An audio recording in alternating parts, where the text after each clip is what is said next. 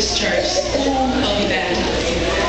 I don't know about you, but since I've been here 6 months, I've been asked, what is an evangelist? I know everyone in this audience is probably trying to figure out what's all the excitement, what's all the hype. We're marching in here. You found out what our purpose is. We welcomed you, and we are celebrating.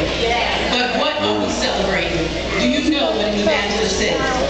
Ephesians 4:11 through 12, and he gave some apostles, and some prophets, and some evangelists, and some pastors and teachers, for the perfecting of the saints, for the work of the ministry, for the edifying of the body of Christ.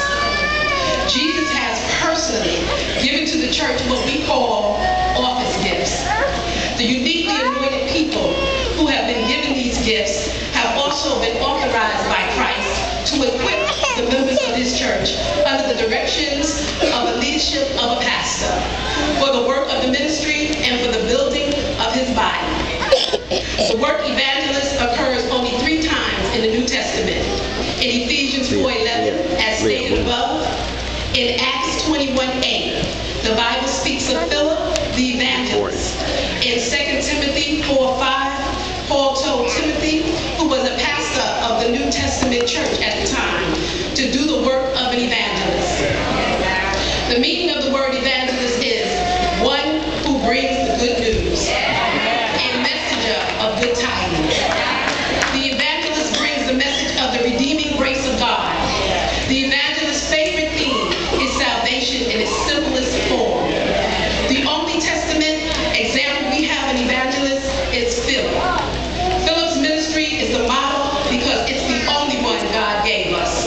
Philip had just one message, and that message was Jesus Christ. Acts 8:5, when the church at Jerusalem was persecuted, Philip, a deacon, not an apostle, went down to the city of Samaria and preached Christ and performed miracles.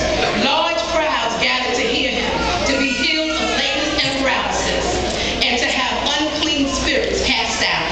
The result of Philip's ministry was that there was great joy in the city. Acts 6:1 through 6, Philip was a helper in the church. It would be safe to say that the apostles ordained Philip as a deacon, but they gave him commission to evangelize. Yet we see him in Samaria with this heavenly gift burning in his spirit, which urged him to preach the gospel of Jesus Christ, with glorious results. Paul said in 1 Corinthians 9:16,